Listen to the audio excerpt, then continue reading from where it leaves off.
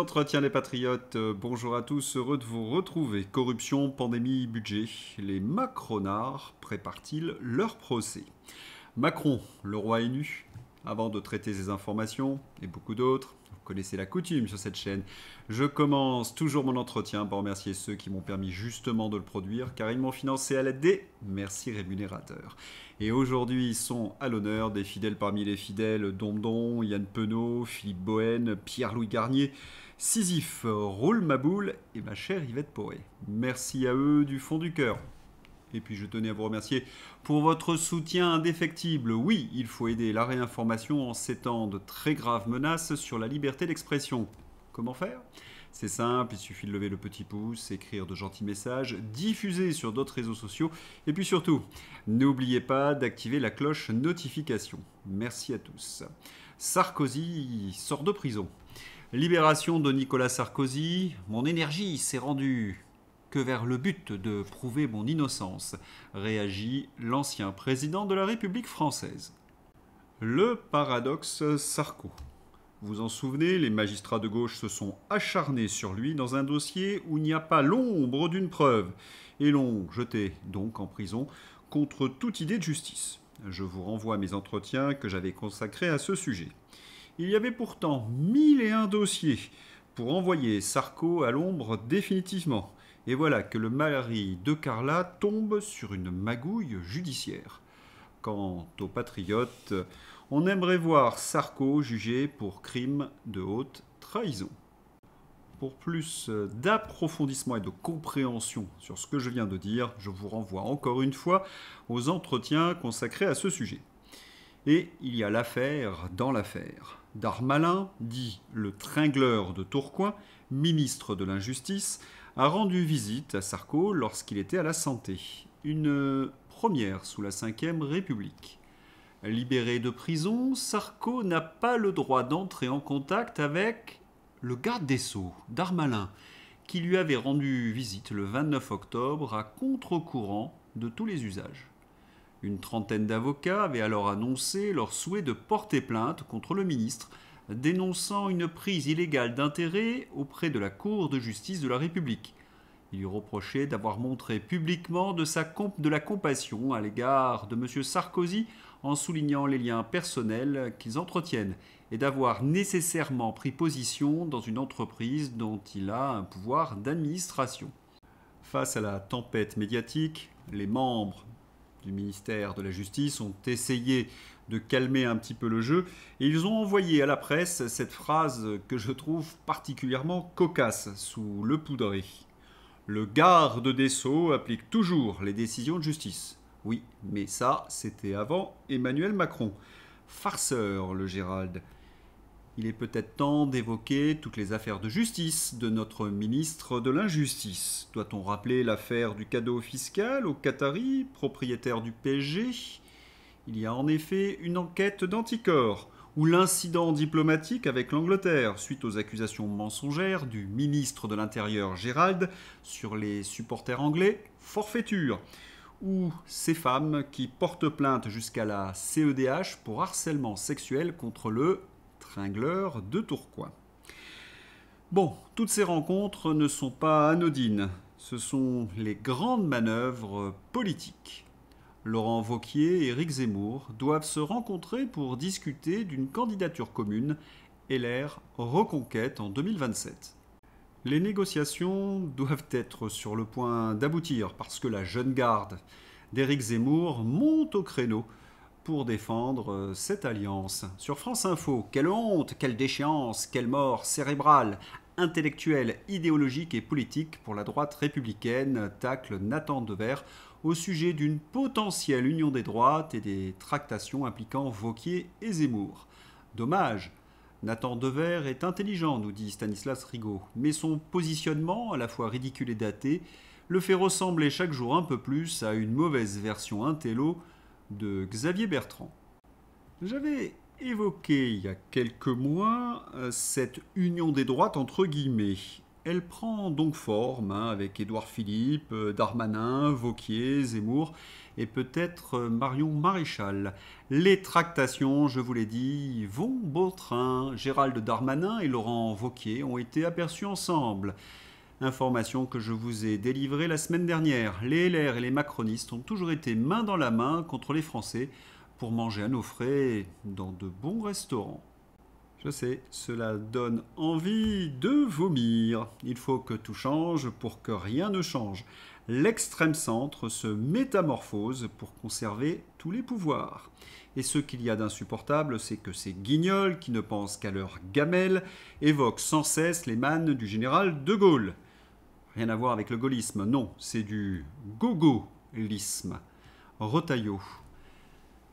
Il y a 55 ans disparaissait le général de Gaulle. Sa stature, son courage et son amour indéfectible de la France demeurent une boussole dans les temps troublés. Vous n'êtes qu'un gaulliste alimentaire, cher Bruno, un gaulliste en carton-pâte. Mais vous nous amusez beaucoup en tentant de revêtir le grand costume de l'immense général. Cordialement, Jacques Klostermann, fils du compagnon Pierre Klostermann. Nous n'en pouvons plus de ceux qui se réclament indûment du gaullisme. Les LR, c'est vraiment l'attrape-gogo pour électeurs de droite. La preuve avec François-Xavier Bellamy. Nous étions en septembre 2024. François-Xavier Bellamy, tout se négocie. François-Xavier Bellamy avait pris position initialement contre la reconduction de Pustula à la tête de la commission, une position de salut public. Et puis le parti de Pustula l'a nommé vice-président du PPE. Il a donc soutenu l'Allemande belliqueuse. Avant hier, à Strasbourg, il vote pour les frappes dans la profondeur du territoire de la Russie avec des missiles français à longue portée. Itinéraire politicien ordinaire. Ce n'est plus l'union des droites, c'est l'union des européistes avec Renew macroniste. Rien à voir donc avec le souverainisme, avec le gaullisme. Non, c'est plutôt la réunion de tous ceux qui ont trahi salement la France. Et il manque à ce banquet de cloporte LR une tête. Nono le dilaté. Rappelez-vous la vidéo d'hier. Nous ne pouvons pas continuer à nous singulariser par le niveau élevé de notre dépense et de nos prélèvements. Le 6 avril 2024, la décision de ne pas divulguer le trou abyssal dans les finances publiques avant les élections européennes était le choix d'Emmanuel Macron. Bref résumé de ma vidéo d'hier, Nono Le Maire accuse dans une lettre Emmanuel Macron d'être le seul responsable des dérives budgétaires et surtout d'avoir caché son ampleur aux Français avant les élections européennes. Pendant des mois, cette vérité a été cachée aux Français.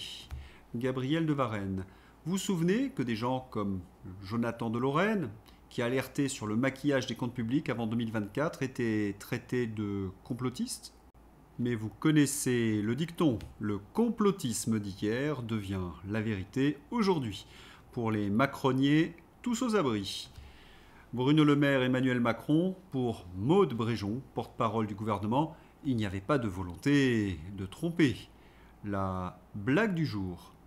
Les mensonges de Maude Bréjon ne trompent personne, car d'abord, c'est Bruno Le Maire, l'ancien ministre de l'économie, qui accuse Emmanuel Macron, et que nous avons toutes les pièces au dossier et tous les témoignages. C'est le moment que j'attendais. Les protagonistes de cette affaire sont en train d'anticiper des procès. Jérôme Fourquet. Une fois l'élection présidentielle passée, on ira chercher l'ancien président de la République pour lui demander des comptes, justement sur les comptes, et qu'il faut que cette note soit sortie pour que chacun... Pour se protéger pour se protéger. Et de la même manière que... C'est un peu le crépuscule du macronisme, avec Bruno Le Maire qui commence à régler ses comptes, mais aussi à préparer l'avenir. Cette affaire me rappelle ce qui s'est passé au moment du Covid. Emmanuel Macron avait dit à des visiteurs du soir à propos d'Édouard Philippe. Il gère son risque judiciaire. Jérôme Fourquet, donc. Vous ne voyez rien venir? Et si, d'abord, Nono le dilaté sera certainement dans cette union des droites. Oui, celle qui ira de Darmanin en passant par Wauquiez jusqu'à Éric Zemmour. Ensuite, tous ces LR sont en train de préparer le procès sur le budget afin de se disculper. Enfin, Ils vont charger Emmanuel Macron et porter l'estocade. C'est toujours ainsi. Sarko contre Chirac, Macron contre Hollande. Quant à Gabriel Attal, lui aussi, sa défense est toute prête. L'audition en novembre 2024. Puisque c'est pas moi qui ai pris les arbitrages. Non, mais l'arbitrage, il se faisait en sa présence. C'était le président de la République, vous et le ministre. Alors, il se faisait, des réunions préparatoires se font en présence des ministres, évidemment. Voilà. La plupart des arbitrages, je vous raconte comment j'ai vécu mon passage à Matignon, la plupart des arbitrages se font notamment dans les échanges qu'on a de façon hebdomadaire avec le président de la République sur l'ensemble des sujets. Donc, c'est normal que sur les raisons d'un arbitrage et sur pourquoi tel arbitrage a été rendu, il vous suggère d'interroger ceux qui ont rendu l'arbitrage. On reviendra, on entend la réponse, je vais donner la parole c'est quand même un arbitrage lourd de conséquences, puisque vous prenez, vous, en accord avec le président de la République, la décision finalement de remettre en cause ce qui avait été voté et piloté sous l'autorité de votre prédécesseur, Elisabeth Borne, l'objectif d'avoir un déficit à 4,4 pour 2024, la feuille de route tracée, qui est maintenue jusqu'à la fin du mois de février par les prises de parole, y compris des ministres en charge. Donc là, il y a un abandon. Et finalement... je suis désolé, il n'y a pas d'abandon. Vous avez un abandon. Il n'y a pas d'abandon puisque les mesures qui étaient prévues... Monsieur le Premier ministre. De toute façon...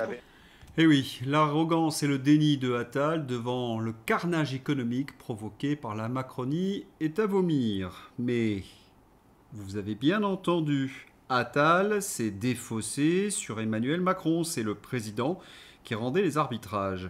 Et Macron, c'est donc lui qui a manipulé les comptes publics pour cacher aux Français qu'il ne respecterait pas les 4,4% de déficit qui étaient prévus dans le budget et que ce déficit allait monter jusqu'à plus de 6%. Tous ces macronards vont donc essayer de se défausser sur le poudré, qu'ils soient socialo ou LR. Malgré tout, cela va être très difficile car nous avons compulsé tous leurs mensonges. Jean-Philippe Tanguy. Dès mars 2024, je prévenais les Français que Bruno Le Maire mentait sur le déficit public avant d'annoncer en avril une motion de censure sur ce sujet. Le maire confirme désormais qu'il disait la vérité à Macron dans une lettre, pendant qu'il mentait partout ailleurs. C'est honteux. Lorsque l'on voit toutes ces grandes manœuvres et tout ce battage médiatique, on a à peu près la certitude qu'il y aura des procès. Le prochain gouvernement n'aura pas le choix. Il faudra justifier des sacrifices, donc accablons Emmanuel Macron, ou alors il faudra se disculper de la collaboration avec le poudré pendant toutes ces années. Un énième scandale d'État, une énième trahison, une énième raison d'engager une procédure de destitution. Ceux qui la refusent sont les complices d'Emmanuel Macron. Un énorme scandale d'État, donc l'opposition fustige la lettre secrète de Bruno Le Maire à Emmanuel Macron sur les finances de l'État français. Autre dossier où les macronards préparent leur défense, la pandémie. Merci Monsieur le Président, Madame la Ministre. Depuis plus d'un an, des chercheurs, notamment épidémiologistes et d'institutions publiques reconnues comme l'INSERM, l'INSEE ou des universitaires, doivent travailler sur les statistiques des décès et hospitalisations liées au Covid, selon le statut vaccinal des personnes, toutes causes confondues. Ils en font la demande au ministère, sans retour. Ils ont alors sollicité la commission d'accès aux documents administratifs qui a donné la réponse suivante. Le ministère ne disposerait pas de ces données. On croit rêver. Comment est-ce possible dans un pays comme la France, qui est capable de fournir des données statistiques et médicales très pointues? À titre de comparaison, le même organisme fournit aux assureurs des fichiers complets de décès, comprenant les noms de famille, les prénoms, le sexe, la date de naissance, le lieu, le code, la localité de naissance, le pays de naissance pour les personnes nées à l'étranger. Et de plus, on sait très bien que l'assurance maladie possède toutes ces informations jusqu'au décès des personnes. Aujourd'hui, Madame la Ministre, la recherche française n'a accès qu'à des informations partielles, ce qui est totalement insuffisant pour assurer le suivi de l'efficacité et de la sécurité sanitaire dans notre pays. Face aux controverses de plus en plus nombreuses, Face aux questionnements légitimes, il est urgent que les scientifiques des organismes publics puissent investiguer en toute neutralité pour ne pas se limiter aux seules études des laboratoires et entreprises pharmaceutiques. Pardonnez-moi, Madame la Ministre, de ne pas comprendre la rétention de ces données qui sont indispensables pour protéger la santé des Français. Merci.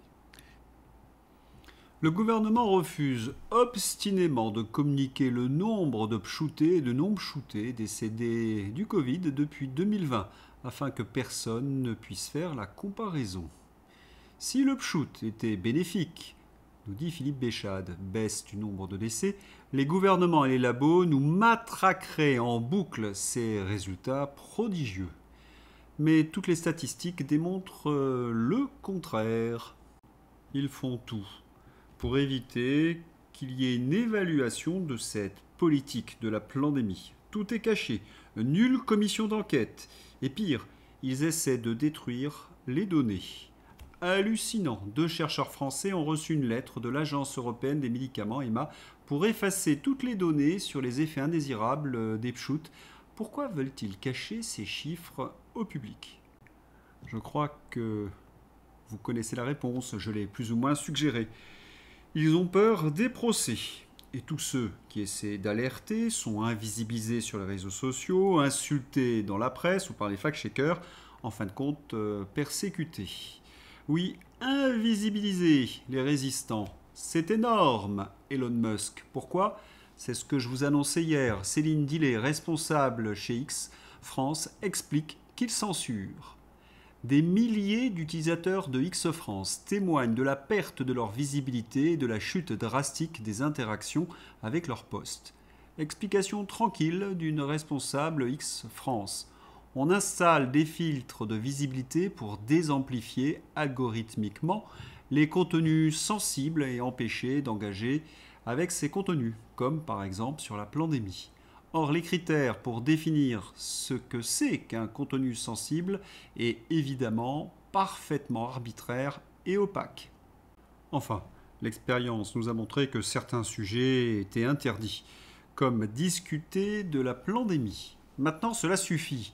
Après la censure franche, voilà la censure insidieuse, l'invisibilité des comptes patriotes en France et en Europe. Explication.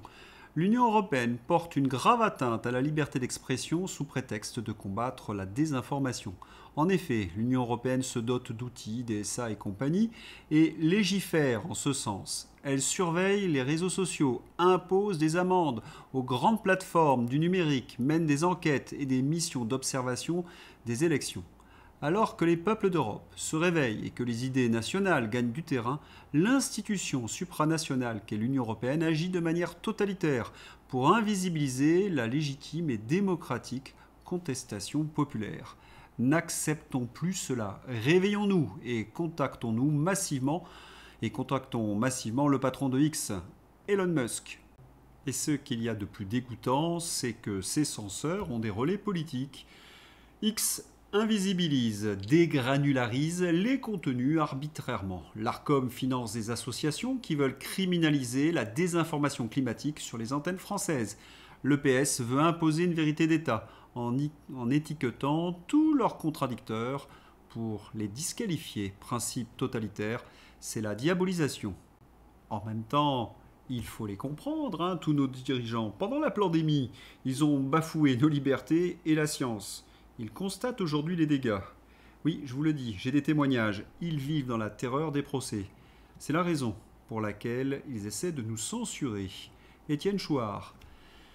Gouvernement malfaisant organise en effet leur impunité. Le Royaume-Uni vient de décider qu'il ne publiera pas les statistiques de mortalité dont il dispose concernant les décès selon le statut vaccinal contre la Covid-19, en raison de la détresse que ces données pourraient engendrer sur la population. Ce n'est pas la détresse qu'il redoute, c'est le réveil brutal provoqué. Il déclencherait la mise en action de la machine judiciaire, engendrerait des désirs de vengeance. Ceux qui ont perdu des proches causeraient un discrédit total et irréversible de la classe politique européiste. Les manipulations ne concernent pas seulement la pandémie ou le budget. Il y a également le traitement de l'info sur Donald Trump. En Angleterre, toujours. Ce sont des menteurs pathologiques. Le président Donald Trump menace la BBC de poursuites judiciaires d'1 milliard de dollars pour le montage de son discours. Comme je vous l'ai annoncé hier, la BBC a bidonné un reportage sur Donald Trump en le présentant faussement comme un factieux. Ah, la BBC, qui se targuait d'être toujours factuelle, le modèle du journalisme, la blague, plouf. En France, France 2 jusqu'à BFM, tous ces journalistes doivent trembler. Ils ont menti sur Trump depuis 10 ans. Trump pourrait réclamer des centaines et des centaines de milliards de dollars de dommages et intérêts. Et notre poudré, tiens, que lui arrive-t-il? Fogg.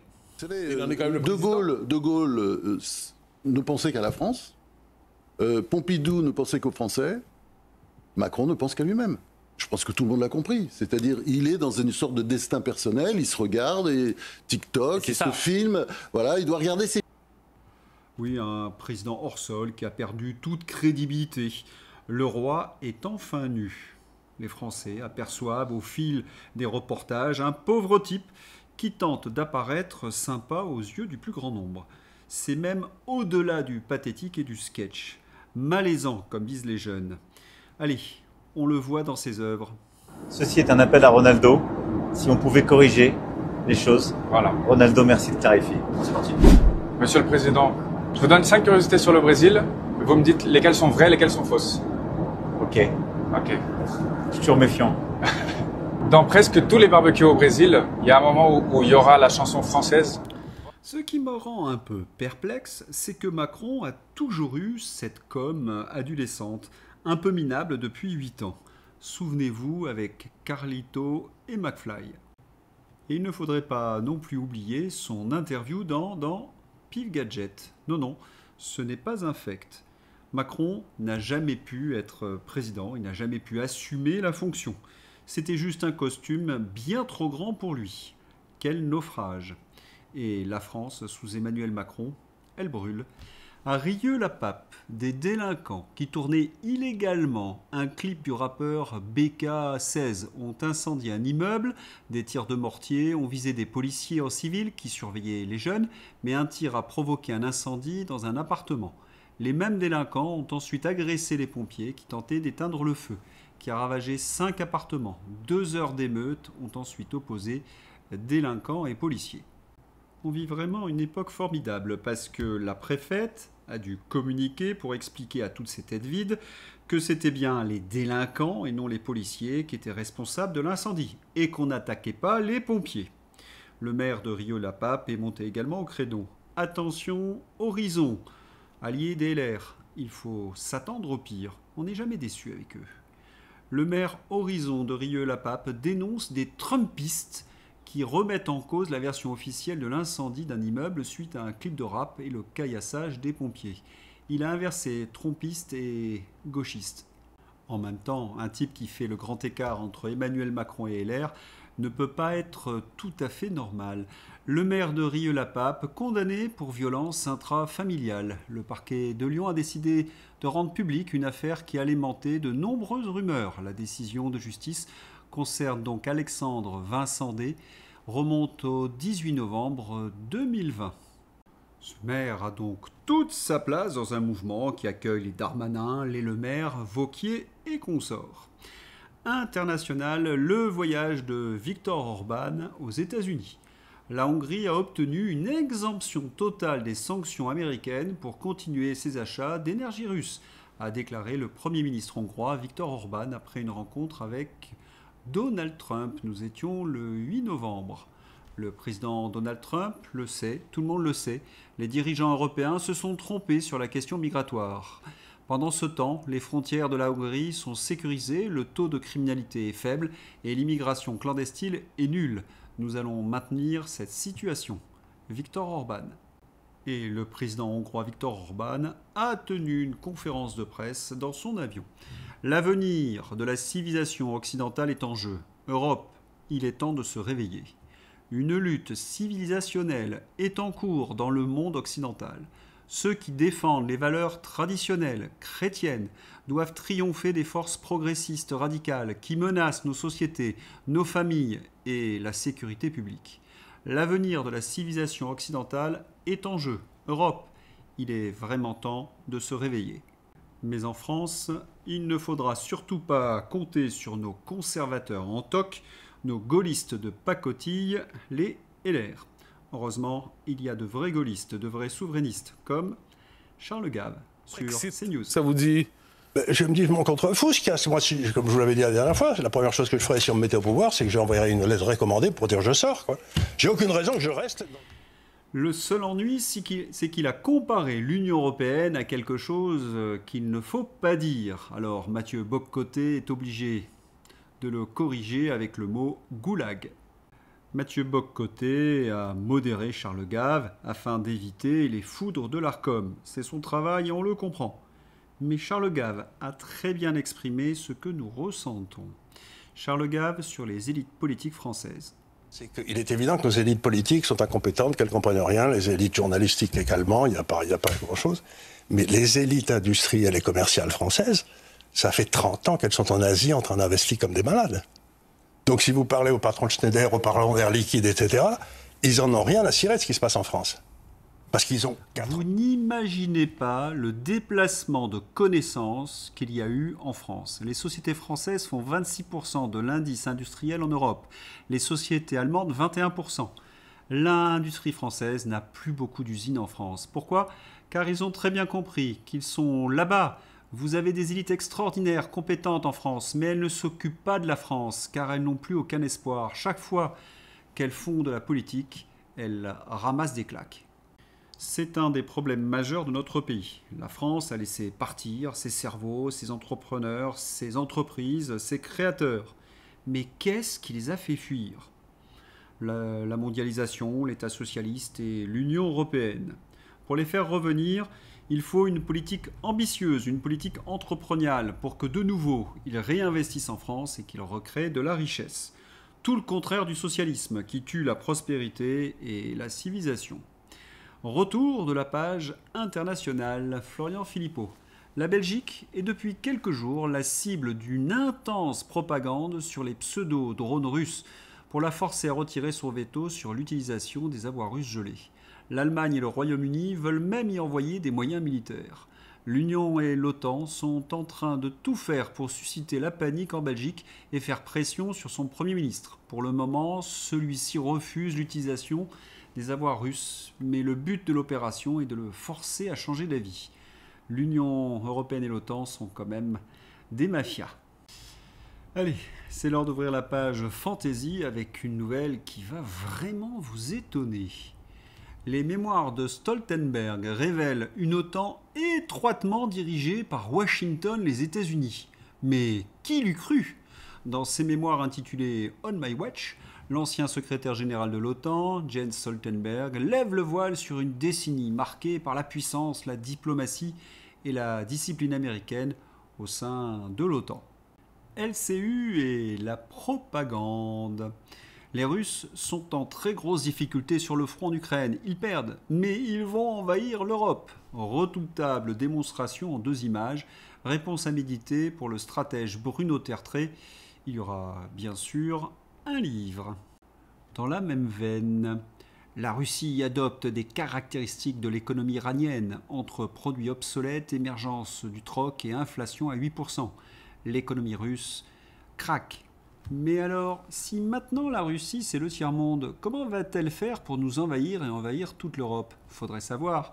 Le narratif change chaque jour, ce n'est pas très sérieux, on n'arrive plus à suivre la propagande officielle.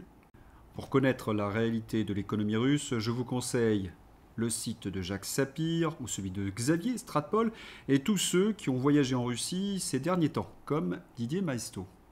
Tristesse de ces anciennes gloires d'Hollywood. C'est vraiment les anciennes gloires d'Hollywood qui finissent dans les stupéfiants, l'alcool et la misère. Avec la gauche, je n'ai pas tout compris. Cette incohérence des féministes de gauche qui s'acharnent à dénoncer le patriarcat tout en défendant une religion fondée sur des pratiques profondément patriarcales comme le voile pour les femmes. Théorie du complot hier, vérité aujourd'hui. Le CIO envisagerait d'interdire aux athlètes transgenres l'accès aux épreuves féminines. Cette décision ferait suite à une présentation qui aurait démontré des avantages physiques pour les athlètes nés de sexe masculin. Mais qui l'eût cru ? Sans transition, encore que, quel est le lien entre Iman Khelif et Brigitte Macron ? Le recteur de la Grande Mosquée de Paris fait une comparaison entre la championne algérienne Iman Khelif et Brigitte Macron, la trogneux. Non, on ne voit vraiment pas le lien. Qu'est-ce qui lui a pris ? Et puis, quel est le lien entre les Macron et l'Algérie ? Ceux qui ont vu mes entretiens le savent. Ah, Marine Tourdelier, petite Macron au féminin. Clivé, clivé et encore clivé.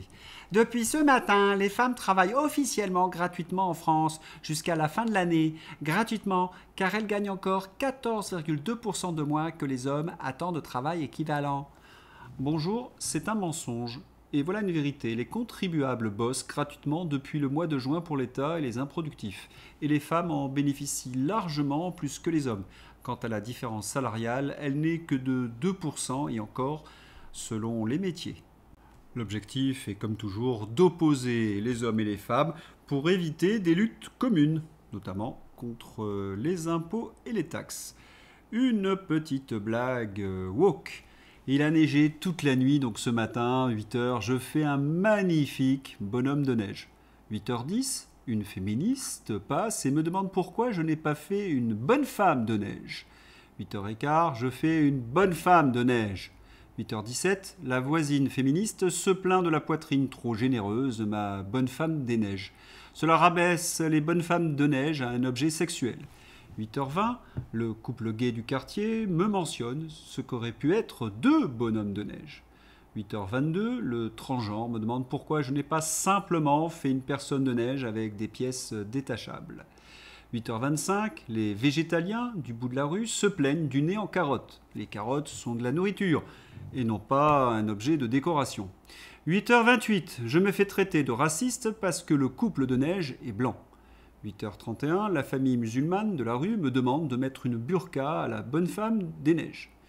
8h40, la police débarque pour me dire qu'une plainte a été déposée.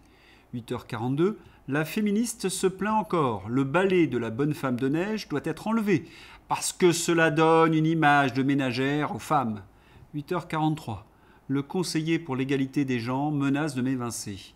8h45, un journaliste se pointe. On me demande si je connais la différence entre un bonhomme et une bonne femme de neige. Je réponds des boules de neige. On me traite de sexiste. 9h, je passe au bulletin de nouvelles comme un terroriste, raciste et homophobe qui cherche le trouble en ces moments difficiles avec la météo. 9h10, on me demande si j'ai des complices. Mes 2 enfants sont arrêtés. Bienvenue dans le monde merveilleux du Wokistan. Voilà, c'est tout pour la page fantaisie. Mais avant de se quitter, un hommage. Tant de sacrifices vains. Un vétéran anglais dit son chagrin et sa honte à l'Occident. Pour lui, le sacrifice ne valait pas la peine quand on voit l'état de la Grande-Bretagne aujourd'hui. On pourrait dire la même chose de la France. Voilà, c'est tout pour aujourd'hui. À bientôt. Au revoir.